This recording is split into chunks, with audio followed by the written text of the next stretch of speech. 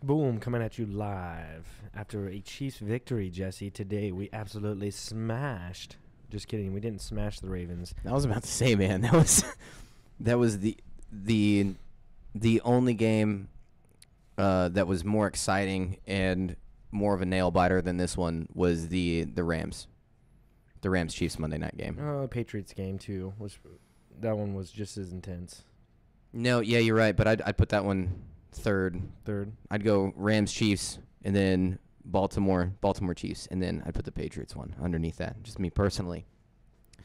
With the overtime, I mean this game was, insane. It was, man. Mm. It was a great game. So many great plays.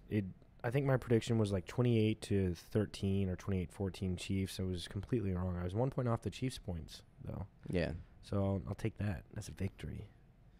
And that's all that matters. This late in the season, yeah, just the W, man. That's what's important. What are your thoughts of the way Patrick played today?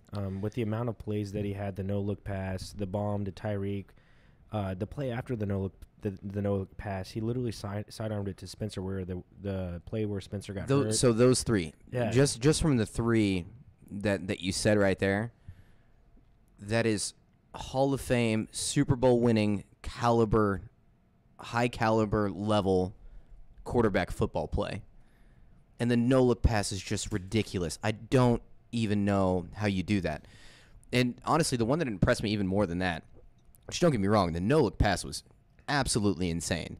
But the one to Tyreek Hill, where you're throwing against the grain, running you just don't do that as a quarterback. It's almost taboo to throw like that as a quarterback, and just absolutely fucking nails it. So the probability of that happening, they say, was 15.8% chance of that play being a completion, and that was the second lowest of all his throws this year, of the lowest percentage. So he's actually had a play that was less probable of happening. I wonder what that one was. Yeah, I don't know. He's had some just jaw-dropping plays this season, but this one particular game, he's had three. That was just the one to Tyreek Hill. I was ecstatic. I was like, I can't believe what I just witnessed.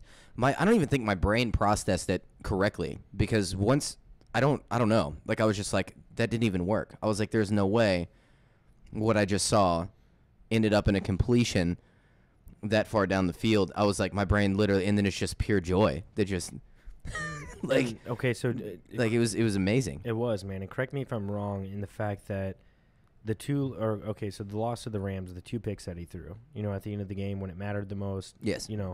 I think that's what we were looking for Patrick Mahomes, was the game today of leading the team down for a win. The same game when we played the Broncos.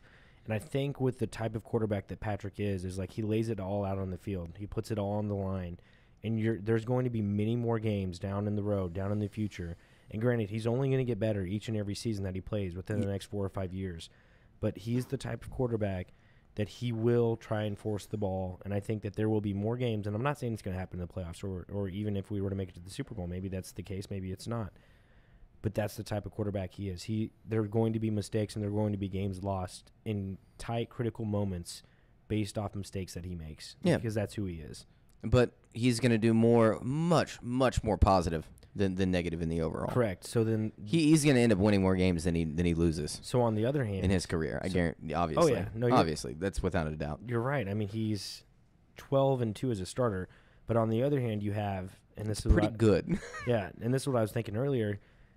In Patrick Mahomes' career, and this is just my opinion, and my opinion only, and it could be yours too. I don't know if you're going to share this opinion with me, but he's also going to be that quarterback that he's going to have a play in either the playoffs or the Super Bowl that is going to be jaw-dropping, that is going to be NFL Hall of Fame greatest play of all time. 50 years from now, they look back on it like the Music City shit like that. Well, no, so it's kind of, but there's the play from Joe Montana to, I forget who it is, and I think it's Clark, where Clark's running, it's the Super Bowl, and he's running in the end zone. It's kind of like the play that Patty made against the 49ers, where he's throwing it, in the end zone to the right side, and Montana's on the run, and he throws it to Clark, and Clark, like, jumps up and catches it, and it's like, it's like the opening to the NFL Network every single day. Like, that's the type of play that Patty's going to make 1 point in his career. Yeah. So that's the other hand you have. No, for sure. So you have two hands. And he has extremely high potential of history-making plays. I mean, he's already had great examples of already just. I mean, he's on the road to a Super Bowl win and and being a Hall of Fame quarterback just within the first year. The playoffs will go through Kansas City if we beat the Chargers. Even if we lose to the Chargers and we went out after that, we still get the first round bye. It's Yeah, that's so great. and even then we still play Seattle, and then we still have to play the Raiders, and the Raiders beat the Steelers today. So the Raiders are starting to look good. They started looking good after they played us last week when they made it close. Yeah. So John Gruden's starting to put some things together. They have a really good tight end. They have a decent run game. Granted, Marshawn Lynch, he's been out for the season. I forget who the running back is now, but he's not too bad, especially out of the backfield. But the Raiders are putting some stuff together, so that's not going to be an easy win in Week 17. Yeah. Because For that sure. game is away. And we also, obviously, we've taken some hits to our offense, too. Sammy Watkins probably isn't going to be back until the postseason, and then obviously Right. They're saying everybody knows the Kareem Hunt thing. Right. They're saying you 4 know. to 6 weeks with Watkins. Irving went out today. I don't know the extent of what his injury was, offensive lineman. Mhm. So that was kind of a big hit because Wiley had to come back in. Or maybe not Wiley. I forget. I'm pretty sure Wiley came back in, and then someone else moved it to left guard to where he was playing. And then, with Tyreek being wobbled all day with that foot injury. Yep. And then not only that, but, I mean, Eric Berry, is he going to play? You had an ESPN commentator who had a chance to actually ask Eric Berry that tonight, and he said tomorrow he's going to test his foot and see how it goes. And then if he's able to be full speed tomorrow, he's going to play on Thursday. We need him to play on Thursday. We do. We really do. If there is a time for Eric Berry to come back, it is. And I probably said this before, but for sure, if there's a time for Eric Berry to come back, it's the Chargers game. Yes. And it's a perfect time too because then he gets a long week too. So he's probably going to be on a snap count. He's probably not going to I guarantee you they're not going to, with how they've treated this whole thing. He's not going to come in 100% every play. He'll probably see 40% of snaps. Though? Why not? Though? I mean, I wonder. I mean, the dude hasn't played since week 1 of last year. So I mean, he's got to be able to run full speed. He's got to be able to. You wouldn't. I mean, but if he would have been able to run full speed, he would have. He would have been playing football. So why not be strategic though? I mean, maybe the Chiefs would have played. I think you got to ease him in, and I think this is a great opportunity. I think this game is a great opportunity. First of all, because we need him. Second of all, because he's going to have a lot of rest time after this game too to ease his way back into it. And I don't think you don't play him every snap. If he is to play one game this year in a full game, and why limit his snaps if he's able to go full the whole game? Eric Berry, the dude came back from cancer and played week 1 last year. That's true. Completely full and healthy or whatever it was. Like the dude was a monster. What I'm saying is, if he's able to go 100% the whole game and win us the division and clinch the number 1 seed basically at that point. And it's not just going to be him, but we obviously need some help on defense. But yeah, well, I guess we wouldn't clinch next week. Well, we would. No, we would have to win one more unless New England lost last week because New England has 4 losses, and they have the tiebreaker against us since they beat us. Mm-hmm. So we would have to win. But beautiful things happened today. Yes. Oh my God, that fucking Miami play right at the end. But why not? I'll get into that, but yeah, but why not? If we win against the Chargers, you could rest him after the Seahawks game. Then he has 2 more weeks off until the playoffs. 3 more weeks at that point. Oh, you're saying don't even use him. Don't even use him for the last 2 games of the season. I think after that. Well, I mean, to clinch the first seed against the Seahawks on Sunday Night Football, I think you play him. I mean, if he's ready to go, he's got to play. Yeah, I think you put him on a limited snap count on Thursday. I think he for sure plays. I mean, God, this has been said so much. So much has been up in the air with him. But you play him on Thursday, but you put him on a snap count. You only let him see 30 to 40% of snaps, in my opinion. How effective could he be, though? And, I mean, I guess you would see when he plays. Yeah. And if he's in a groove and he's playing well, then you don't take him out. You don't. There's no way. And he won't come out. He's that type of player. Well, probably initially the game plan will be to have him on a snap count. That's just what makes sense to me. Is you have him on a snap count, and then he has plenty of time to rest, and then he comes back full blown, ready to go, plays full game. Bro, he's the team captain. Like, if you're Thor or if you're Captain America, you're going into the battle and you're staying in the battle. You're not coming out. That's just my opinion, but you could be right. It could be a snap count. Yeah. But I'm going to go over some statistics for you real quick. And this isn't going to be updated. The game's coming quick on Thursday. Jesse and I won't be together, so this is just this was up until today's statistics. So when it comes to the Chargers offense, they average 28 points per game, which is sixth in the league. Yards per game is 399 yards a game, which is fifth in the league. Their third down conversion percentage is at 39%, which is 16th in the league. So they're not good on third down, and that's good. When it comes to offense, well, that was offense, sorry, but rushing statistics, they average 4.9 yards per game, which is fourth. So we know they're going to run the ball against us. Yeah, Melvin Gordon's a great running back. Yes, he is. And yards a game, they're at 125.2, which is 10th in the league. When it comes to passing offense, they are at 274 yards per game, which is 8th in the league. When it comes to, so that's their offense. So they're balanced. They can run the ball. They can pass the ball. Melvin Gordon can run. He can do his thing. They're averaging 8.6 yards per pass, which is 4th in the league. So it's not small passes. Yeah, no, they've been there's a reason why they have the record that they have right now. Yeah, one fucking game behind us. Yeah, no. Who would ever thought? Like we're having this amazing season, and then of course there's another team in the AFC West that's nipping, at the back of our heels, the whole way through.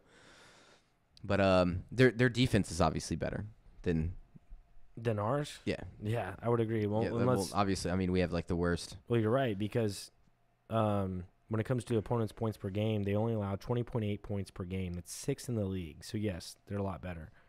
Yards per game defensively, they only allow 334 yards per game, which is 9th in the league.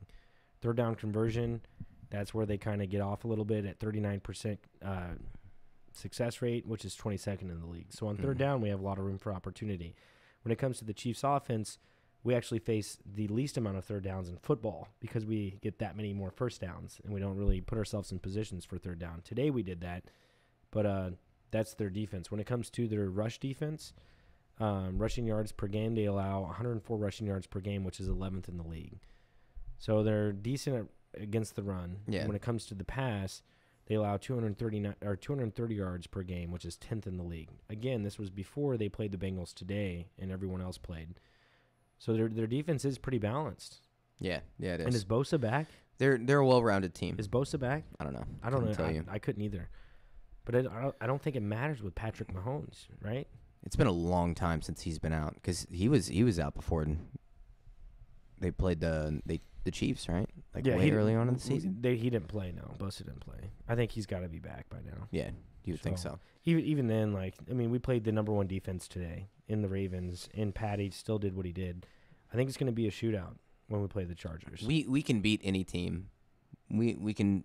I think we've established that the Chiefs can beat any team, but you're going to have a lot of really close games. I think. I'm trying to think of something that's really detrimental that needs to, that the Chiefs absolutely have to do in order to secure a win.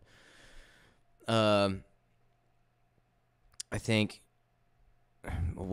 probably getting to Phillip Rivers, man, just having the defensive line be able to get some pressure there, and disrupting, a portion of that offense. Well, I don't think we're going to be able to do anything about the run.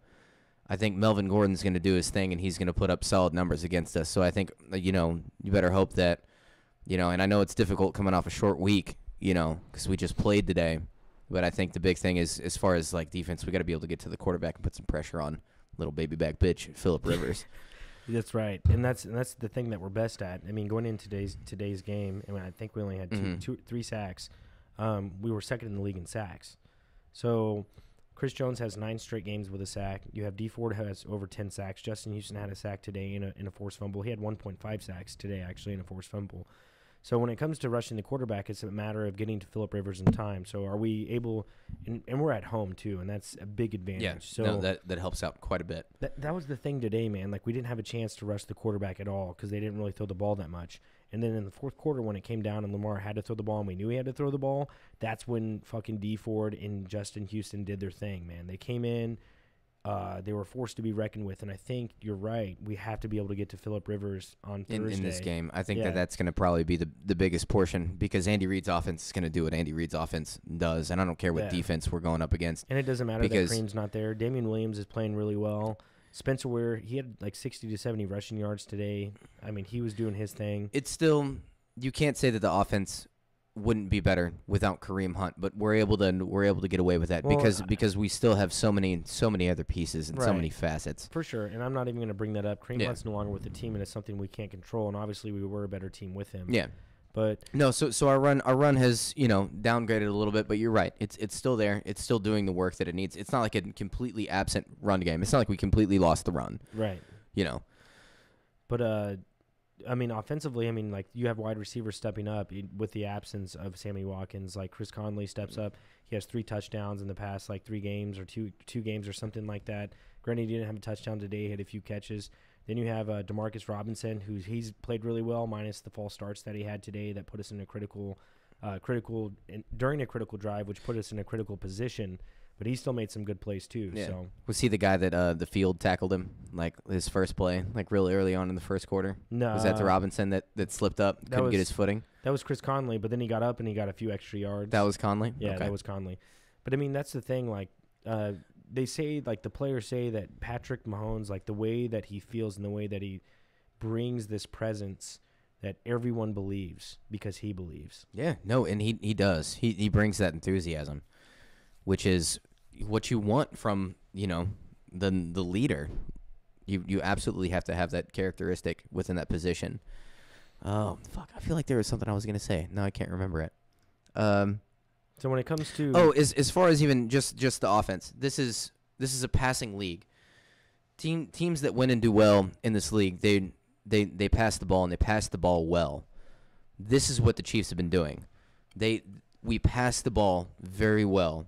Between Andy Reid scheming to be able to open some stuff up and confusing the defense, Patrick Mahomes, his arm, and just all around everything that he does, and being able to get the balls to the wideouts is just absolutely phenomenal. This is what it takes to win. yeah, 100%. So that's all we need as far as offense goes. So when it comes to defense, like we said, we need to rush the quarterback. But this might be an alarming stat to you, and it is to me. But when it comes to the San Diego Chargers and their receiving this year, Keenan Allen, double him up, okay? 83 catches, 996 yards. The next person closest to Keenan Allen is not a wide receiver, nor is it a tight end. It's Melvin Gordon with 44 receptions. So he's a pass-catching running back. Right. But what I'm saying is that's a 2-to-1 difference. Like, outside of Keenan Allen, he throws it to Melvin Gordon. Yeah.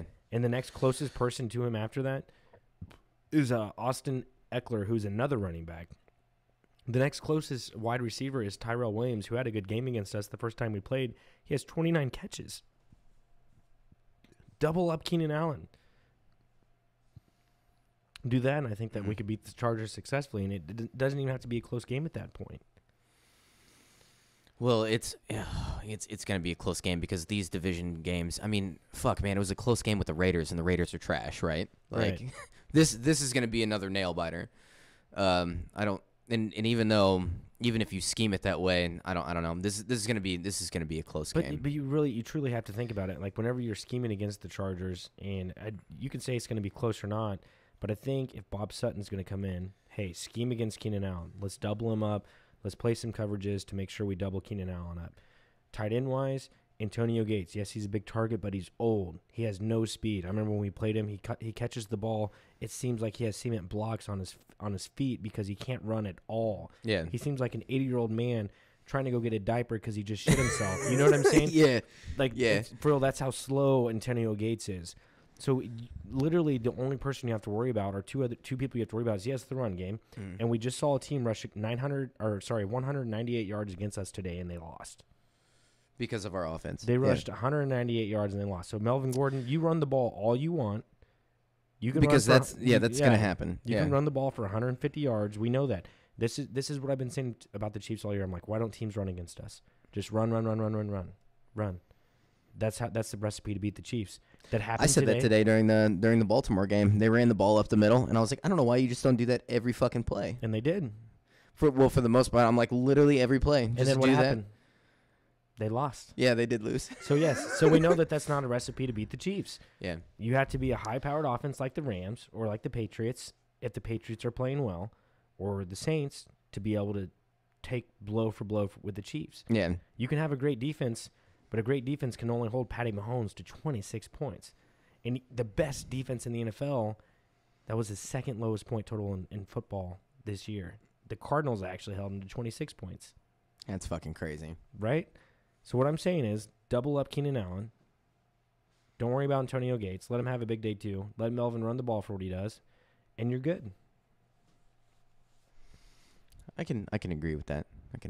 It's still going to be close. You want to give your point prediction? No, you go first. Me first. Okay. Yeah. I'm going to go 38 to 38. Chiefs 38. I'm going to go Chargers 35. Why not? I think it's going to be that close. Oh God. It's going to be that close. I think it's literally going to be that close. And I mean, being in Kansas City and being a fan of the Kansas City sports area and the Royals winning the way that they did, this is legitimately like watching the like 7 games in a row of just intense baseball. Yeah, it's like that every week, except we have to wait 6 days and then we watch it. And if it's 38-35, like I'm just like, man, like, I don't want that. Yeah, but I've been going way too big of gaps for Chiefs whenever they're playing this year. I think it's going to be close to you, right? But all these big games like that have come out like this, where it's like, yeah. I mean, think about it: Patriots, Rams today. Like there's such close games. I think it's a statement game though for the Chiefs. I mean, today was a statement game, but it didn't have to be, but it was. And yes, the Chargers have a good defense, but not anywhere close to what the Baltimore Ravens have in defensively. So I think the Chiefs win. At least by 10 points in this game. I think that they win. I'm going to go 37. I'm going to go 37-24 Chiefs. 37-24. Yeah. Wow. 37-24. That's a real big differential there. Yeah. I mean, it's dude, fuck it. That'd be awesome, obviously. Yeah, it would be, yeah, but I mean, yours is probably more realistic. That's just I think it's a statement game for the Chiefs to say, "Hey, we're ready for the playoffs." And just absolutely just fucking crush them. Yeah. Like we're at home. This is what happens whenever you walk into fucking Arrowhead. Thursday night football. Yeah. Granted, tickets are going cheap, which scares me, man. That it's not going to be like a packed house. You got to think, man. You're going to have back-to-back home games, a Sunday night, then a Thursday night. That's not really fair. It all depends on the weather. Like if the weather gets too cold, people probably won't mess with it, and they'll rather stay home. I mean, that's what I'm going to do. Not only that, but if you're a season ticket holder, you have to go Sunday and Thursday, get drunk twice in a week. If you're 40 years old, like, dude, that's tough. Yeah, you're right. Short weeks cause a bunch of problems, but luckily, as far as it's a home game, which is helpful to us. They have to do the traveling. Because I remember when we had to do the traveling last year off the short week. And we lost that game. I can't even remember who it was to, but it was to the Raiders. It was to the Raiders, yeah, and you're pissed off, because you're man. like, man, it's a fucking travel. It's a fucking travel, which I know is a weak excuse, but that does have an effect. It does have an effect. Well, it was that bullshit at the end of the game, fourth quarter, when there was like 3 pass interferences called in a row. They were like, no, I remember that now, because you're just like the refs are giving them the fucking game. You're like, Jesus, just give them the fucking game. Yeah, just because we were like 9-1 at that point, or 8-2, or we were 9 I forget, man. Yeah, no, I that was really forget. Yeah, that was a frustrating game, if I remember correctly. It was frustrating nonetheless, but yeah, so I mean that's it. That's all I got. Yeah. That's all you got? Yeah, that's all I got too. What do you think about Spencer Ware? Spencer Ware? I mean he's a good running back. He's not a top 10. He's not a top 10 running back. I don't even know exactly where I'd place him, but he's not like where Kareem Hunt would be. He's never played a full season though. This is true too, but I don't think even with a full season, I don't think he'd end up the top 10. You don't think so? Running back. You take Phillip Lindsay, you take Spencer Ware. Well, okay, Phillip Lindsay obviously, but what I'm trying to say is like top 10 fantasy running back. I think Spencer Ware, if he played a full season next year, and I'm saying if he's healthy, if he plays a full. See, that's his problem though. The dude doesn't like. Whenever he went out today, and I was like, that's a neck injury. He got hit hard. Yeah, no, he did get hit hard, but I'm like, with somebody who's injury prone like that, you're immediately he's not like injury prone. He came back right after that. But in the second half, he was back. The only other time he got back. No, you're right, but he's had real bad injuries. Though is what I'm saying. So it's always scary. One real bad injury, and it was ACL, and everyone and their mother has had an ACL tear in football. Yeah. Okay. For the most part. You're right. You're right. Including Eric Berry, which I think it's not really good to say, but I like Spencer Ware. When he did play 14 games in 2016, he had over 900 yards rushing. He had over 1,000 scrimmage yards. He had over 300 or 400 yards receiving. So, like, the dude he was able, and he was going to be the starting running back last year until he tore his ACL and then Kareem Hunt came into his prime. I would almost rather have that not happen and Spencer Ware just started all last year, but maybe not because now Spencer Ware is healthy. He is fresh. He's good to go. Everything happens for a reason. And Charkandrick didn't even suit up today. That was weird. Charkandrick West. Yeah. And then the rookie Williams got in too. He had that one. Williams has had rookie Williams, not Damian Williams. The one Damian had 2 touchdowns today. That was the running back from Miami that we got. He's our second string running back now. There's a third Williams who's a rookie, and he's number 31. He got to play today. It's like a small screen or a small run for 4 or 5 yards. Really? What's up with the Chiefs in getting running backs with multiple of the same names? I don't know. That's weird, man. It is weird. So yeah, Chiefs Chargers, baby. Chiefs taking the division Thursday night. Yep, it's going for down. sure. It's going to be an exciting game. All Chiefs games have been exciting this season. It's been a fun thing to watch unfold so far, and there's still plenty more to watch. We're only about halfway now. When's the last time you were in a sports podcast, man? We did one last week. Well, didn't we? Yeah, I haven't uploaded it yet. Oh, but I need to. But I'm saying before that. I think it was a long time. I think it was the Patriots post game, man. Post game. Probably. So welcome Jesse back to the sports podcast. There we go. Feels good. Yes, it does. This is where majority of our views come from. So we'll take it when we can get it, man. Hey, we'll leave it to you guys at that. I know it was a little long, but that's the Chiefs Chargers predictions, Chiefs Chargers preview. All our junkies out there, stay flying, ring the bell. Hit the subscribe. Yeah. Jesus.